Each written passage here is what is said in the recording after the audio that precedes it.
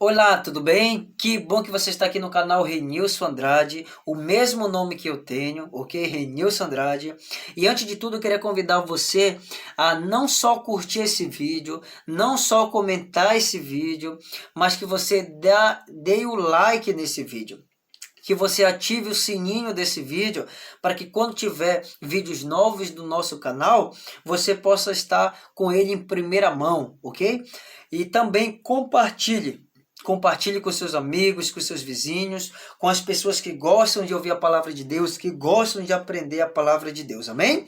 Você gosta de aprender a Bíblia? Você gosta de aprender os conteúdos que ela contém, os seus ensinamentos? Você gosta? Muito bem, então você está no canal certo, né? Onde nós iremos examinar as escrituras, né? Verso por verso ao longo desse canal. E que o Espírito de Deus possa nos iluminar. Abra sua Bíblia em Apocalipse capítulo 2. Nós iremos dar início a uma série de estudo, as 7 igrejas do Apocalipse, e nós iremos começar com a primeira igreja, a igreja de Éfeso. E nós vamos então estudar essa carta e vamos tirar lições para a nossa vida. Vamos então estudar o conteúdo que ela contém. Né? Qual era a mensagem de Deus para a igreja local e qual é a mensagem de Deus para a sua igreja hoje? Porque essas mensagens não se limitaram apenas às igrejas locais, mas essas mensagens é para o povo de Deus na caminhada rumo às mansões celestiais. Essas mensagens, elas representariam também períodos que a igreja passaria até a volta de Jesus, ok? Mas nós vamos falar nisso mais lá para frente. Abriu a sua Bíblia em Apocalipse 2, então vamos orar. Querido Pai, muito obrigado por essa oportunidade que nós temos de mais uma vez ouvir a Tua palavra, ouvir a Tua voz. E nós pedimos a orientação do Teu Espírito para que Ele possa nos usar como instrumentos do Teu Evangelho, para que, Senhor Deus, possamos ser pessoas novas, pessoas, Senhor Deus, sendo instrumentos em Tuas mãos. Nos batiza com o Teu Espírito, em nome de Jesus. Amém. Amém.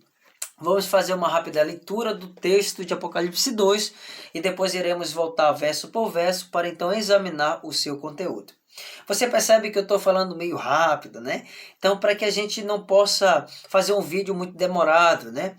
Mas que a gente possa então ser rápido e objetivo, certo? Esse é o maior objetivo, tá bom? Vamos lá então para a leitura do texto, Apocalipse 2, o versículo 1 a 7, diz assim, ó. Ao anjo da igreja em Éfeso escreve: Estas coisas diz aquele que conserva na mão direita as 7 estrelas e que anda no meio dos 7 candeeiros de ouro. Conheço as tuas obras, tanto o teu labor como a tua perseverança, e que não podeis suportar homens maus, e que pusestes à prova os que a si mesmos se declaram apóstolos e não são, e os achartes mentirosos. E tens perseverança, e suportastes provas por causa do meu nome, e não te deixastes esmorecer. Tenho, porém, contra ti que abandonastes o teu primeiro amor. Lembra-te, pois, de onde caíste. Arrepende-te e volta à prática das primeiras obras. E se não venho a ti, e moverei do seu lugar o teu candeeiro, caso não te arrependas. Tens, contudo, a teu favor que odeia as obras dos nicolaítas, as quais eu também odeio. Quem tem ouvidos, ouça o que o Espírito diz às igrejas. Ao vencedor, dar-lhe-ei que se alimente da árvore da vida que se encontra no paraíso de Deus. Amém. Então essa é a leitura da carta à igreja de Éfeso, registrada aqui em Apocalipse, ok?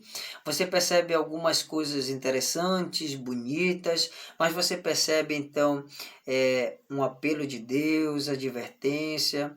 Alguns versos mostram ali que Deus estava meio triste com a igreja, e nós vamos procurar entender essa situação. E vamos entrar na história, ok? Eu convido você a entrar na história, e nós vamos examinar o primeiro versículo.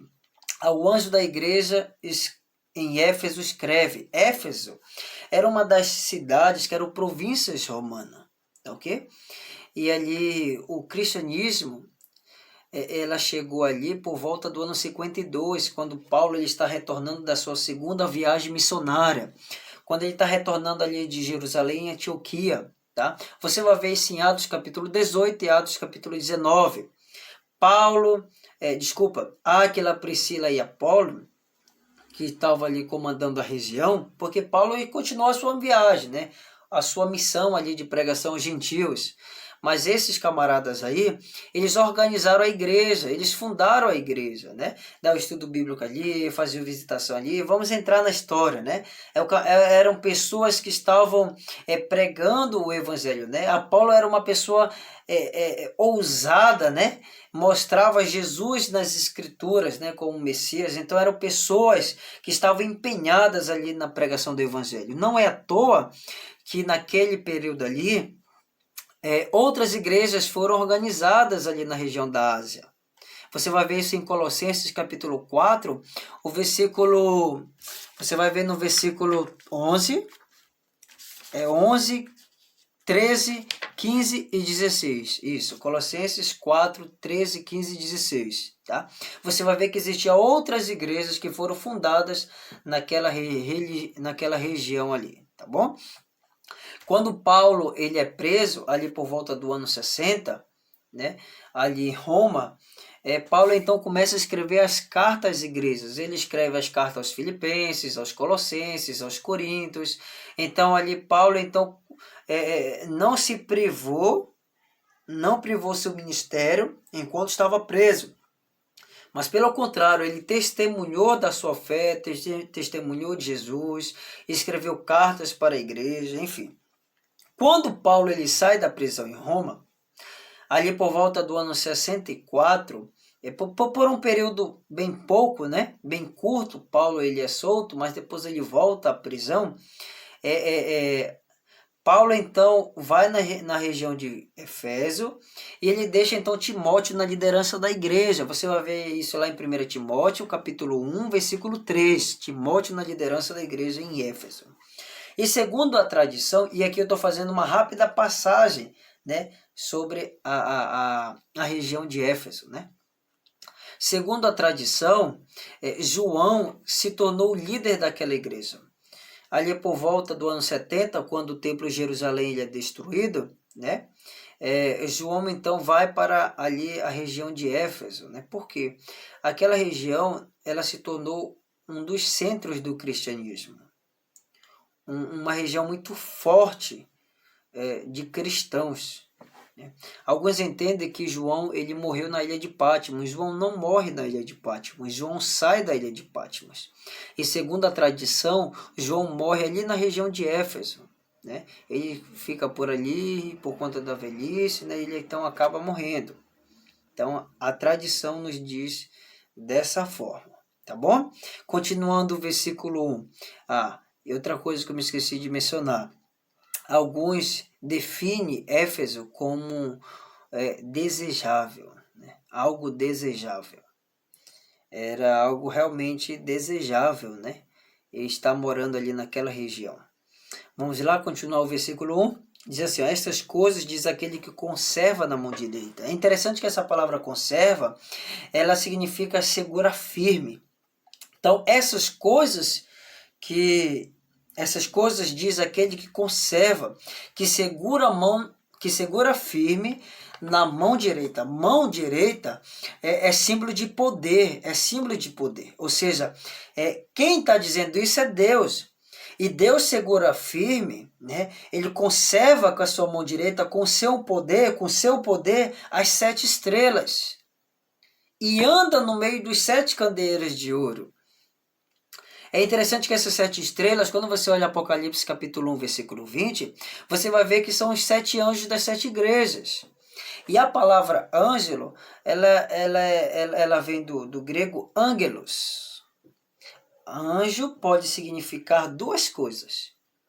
Primeiro, pode significar anjo celestial. E segundo, anjo mensageiro. Pode significar pessoas também. Quando é que eu sei que esse anjo, ele significa anjo mensageiro? quando esse anjo ele está numa posição de pregação ao evangelho para outras pessoas. Por exemplo, em Apocalipse capítulo 14, o versículo 6 e 7, você vai ver que o texto diz assim, ó, eu vi um anjo voando pelo meio do céu, tendo o evangelho eterno, e ele está pregando para aqueles que se assentam sobre a terra, aos povos, nações, tribos, ou seja, esse anjo ele está pregando o evangelho para povos, línguas, nações, ou seja, para outras pessoas. Então, quando o texto ele menciona anjo, numa posição de pregação ao evangelho para pessoas, esse anjo é pessoas, é mensageiros. Então, o que nós entendemos? Que essas 7 estrelas, que são os 7 anjos das 7 igrejas, são ali os líderes de cada igreja. Talvez um pastor, um presbítero, um ancião, a pessoa responsável pelaquela igreja. E a Bíblia está dizendo que Deus ele está segurando firme com o seu poder, com a mão direita, a liderança da igreja. E além disso, o verso vai dizer que ele anda no meio dos 7 candeeiros de ouro. É interessante que essa expressão anda, a gente percebe uma intimidade de Deus com a sua igreja. Uma intimidade, porque os candeeiros, os 7 candeeiros de ouro, quando você olha Apocalipse 1:20, o mesmo texto, você vai ver que esses candeeiros de ouro representam as igrejas. Ou seja, Cristo está segurando firme com a sua mão direita, com o seu poder, as 7 estrelas, os 7 representantes da igreja, a liderança da igreja. E ele então está andando no meio da igreja, das igrejas. E esse andar, você percebe que não é simplesmente andar, mas é ter um relacionamento com aquela igreja. Quando você olha Jesus, há alguns anos atrás, lá no capítulo 28 de Mateus, o versículo 20, Jesus então dá a ordem, batizar em nome do Pai, do Filho e do Espírito Santo, e o verso 20 ele fala, ensinando as coisas que você tem ordenado a guardar, e eis que estou convosco todos os dias até a consumação do século. Jesus deixou uma promessa que estaria com a sua igreja, ele não abandonaria a sua igreja.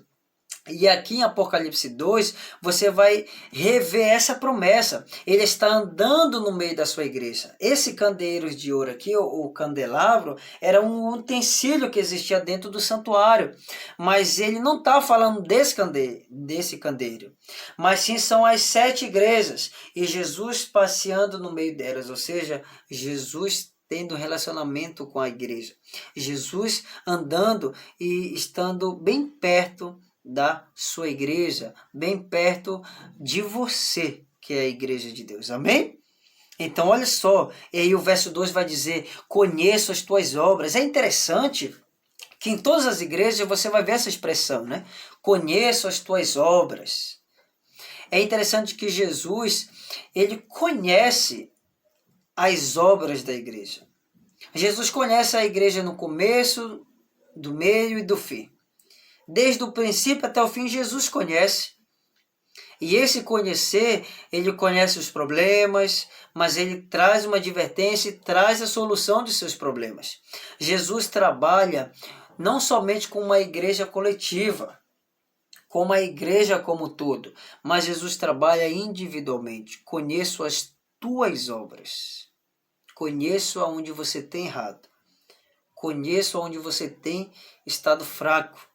Conheça aonde você precisa melhorar. E ele trabalha em cima daquilo. Era como ele trabalhava com as igrejas. É como ele trabalha hoje com a igreja. Entende? Então, Jesus conhecia as obras da igreja de Éfeso ali. E ele diz mais, tanto o teu labor, ou seja, a sua fraqueza, o seu cansaço ali, o seu esforço excessivo, Jesus conhecia. Como a tua perseverança, era uma igreja que perseverava, e Jesus conhecia essa perseverança da igreja de Éfeso. E que diz mais, e que não podeis suportar homens maus. É interessante, e vamos fazer então uma análise desse texto, É interessante que a igreja de Éfeso, ela foi elogiada por Deus, porque era uma igreja que que ela não podia suportar, ela não suportava homens maus. Ou seja, vamos então pegar ali o texto, né? Vamos então imaginar, vamos então voltar, vamos então entrar na história. O que estava acontecendo aqui? Existiam muitos gentios fanáticos, judeus fanáticos, existia até os próprios nicolaítas, que você vai ver no texto. Esses camaradas, principalmente os nicolaítas, eles eram uma seita, né? E eles tinham alguns pensamentos errados, doutrinários, e eles praticavam em suas vidas práticas maléficas, não mostrando Cristo como centro de suas vidas. Então, queridos, quando a Bíblia diz que a igreja de Éfeso, ela não suportava homens maus, o que nós podemos entender com isso? A igreja de Éfeso, ela não aceitava erros doutrinários, a igreja de Éfeso não aceitava ensinamentos errôneos, não aceitava práticas maléficas. Existiam muitas pessoas ali que queriam causar divisões na igreja, queriam causar problemas, conflitos dentro da igreja, entre os irmãos. E a igreja de Éfeso, eles analisavam isso. Continuando o texto, você vai ver que pusestes à prova os que a si mesmos se declaram apóstolos, ou seja, tudo o que acontecia na igreja de Éfeso, desde o ensinamento lá no púlpito, vamos dizer assim, né? Até as práticas da pessoa individualmente, eles colocavam à prova. A Bíblia diz: pelos seus frutos conhecereis. A forma como eu vivo hoje, o que eu transmito por fora, é como eu sou por dentro, é o Deus que eu sirvo por dentro, entende? Então a igreja de Éfeso era uma igreja que foi elogiada por Deus por conta disso.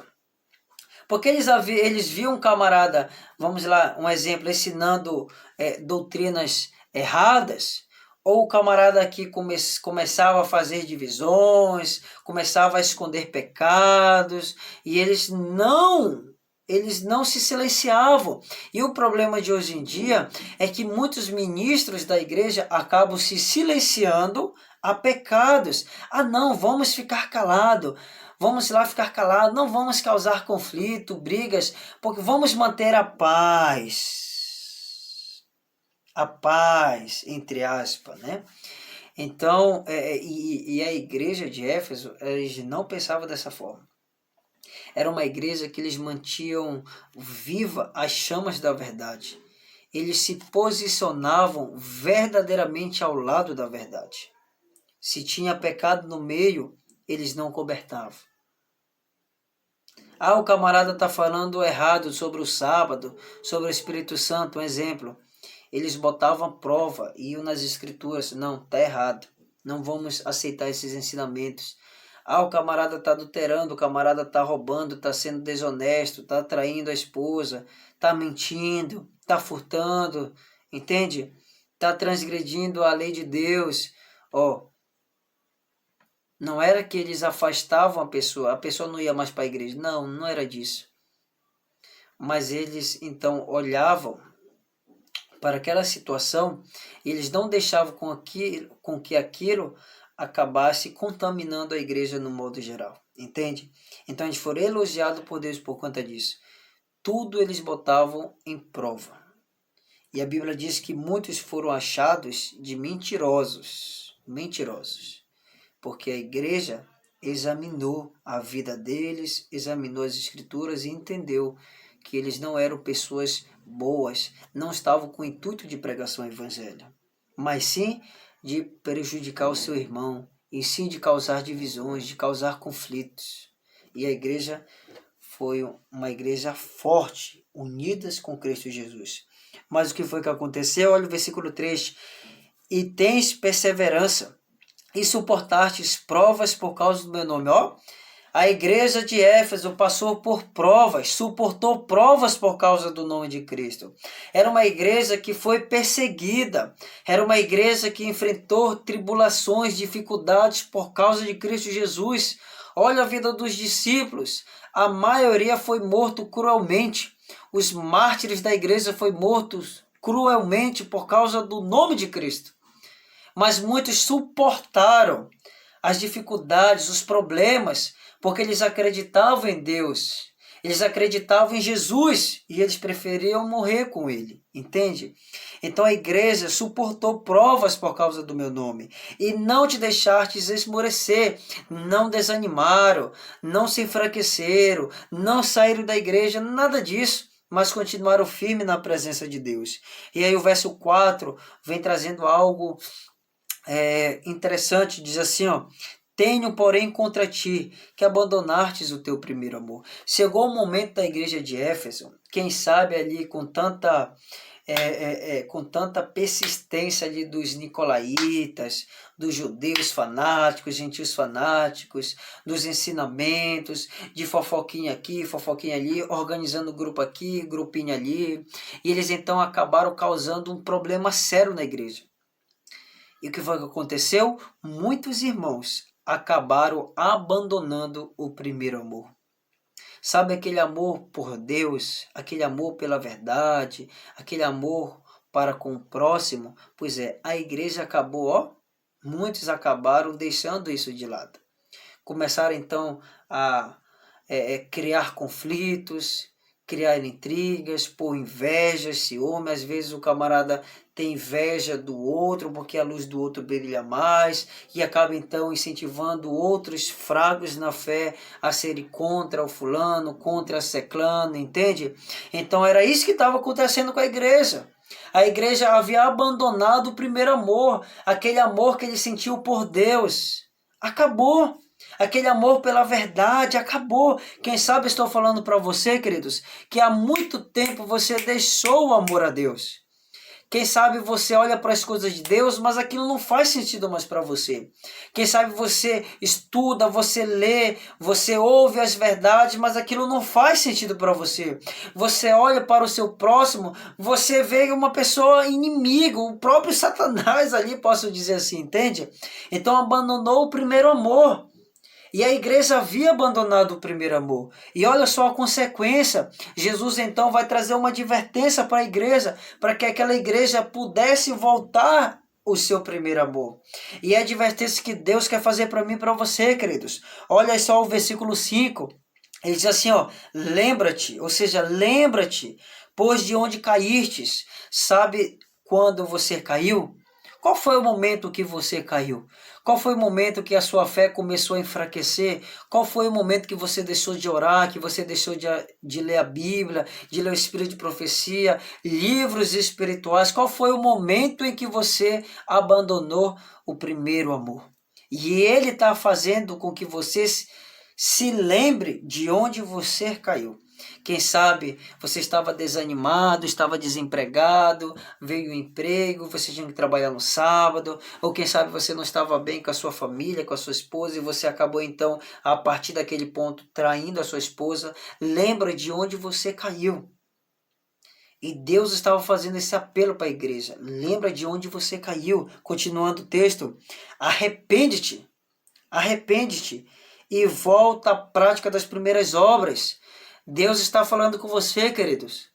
Você se lembrou de onde você caiu, de onde você começou então a andar no caminho torto, andar ao contrário, na contramão de Deus. E Deus está falando para você que você precisa se arrepender disso. E você precisa voltar à prática aos primeiro amor. Sabe aquele momento quando você aceitou Jesus, você estava empolgado, cheio de forças para trabalhar para Deus. E ao longo da sua caminhada você não cuidou da sua vida espiritual e acabou desanimando, enfraquecendo. Volte para as práticas das primeiras obras. Esse é o convite de Deus para você. E continuando o texto, e se não, venha a ti e moverei do seu lugar o teu candeeiro, caso não te arrependas. E Deus então estava deixando uma advertência. Se eles não se arrependessem dos seus pecados, se eles não se arrependessem da situação em que a igreja estava se encontrando, Deus iria mover do seu lugar o seu candeeiro. Lembra lá nos versos anteriores, ali no verso 1 que a gente estudou que os 7 candeeiros são as 7 igrejas e que Deus estava andando no meio delas? Pois é, aqui Jesus está dizendo que se eles não se arrependessem, Jesus iria sair do meio dessa igreja. Aquela igreja iria passar, em outras palavras. E você percebe que a igreja de Éfeso passou. Moveu. Jesus moveu do lugar o seu candeeiro.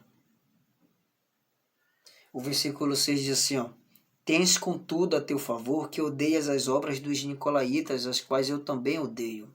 A igreja de Éfeso, elas odiavam as obras dos nicolaítas. Mas com tanta pressão, com tanto, muitas das vezes as pessoas acabam então abrindo o seu coração para ouvir mentiras, para ouvir confusões, conflitos, brigas, e quando estão fracas na fé, acabam se alimentando dessas coisas. E a igreja havia abrido as portas do coração para isso. Mas tinha alguns irmãos que odiavam as obras dos nicolaítas, porque viam que eles não eram pessoas de Deus, que eles queriam causar divisão na igreja, que eles queriam acabar com a igreja de Deus. O maior intuito, a maior obra, o maior desejo de tudo isso, dessas obras maléficas, é para a destruição da igreja. E Satanás está por trás disso para fazer isso. Jesus, Deus, odiava as obras dos nicolaítas. As obras. E nós devemos odiar as obras dos nicolaítas. Existem muitos nicolaítas por aí que ensinam doutrinas erradas. Muitos acabam pregando que o Espírito Santo não existe, que esse negócio de sábado é para os judeus. Enfim, uma série de coisas. Cuidado com esses ensinamentos, para que isso não possa corromper a sua fé. Paulo vai dizer em 1 Coríntios, capítulo 15, versículo 33, que as más conversas corrompem os bons costumes. Cuidado com as conversas que você tem. Cuidado com as pessoas que você coloca ao seu redor.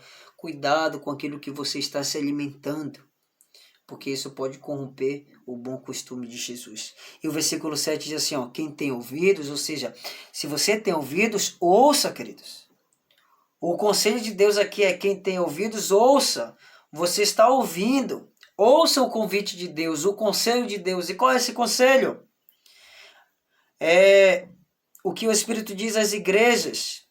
Ao vencedor, aquele que quer ir para o céu, aquele que tem um desejo de ir para o céu, aquele que está perseverando na fé, aquele que vai continuar na igreja e vai passar por todas as fases da igreja até a volta de Jesus, aquele que está passando por tribulações, por dificuldades, mas está firme na fé. Ao vencedor, queridos. E olha só o que Jesus fala: dar-lhe-ei que se alimente da árvore da vida. Você vai ver a árvore da vida em Apocalipse capítulo 22.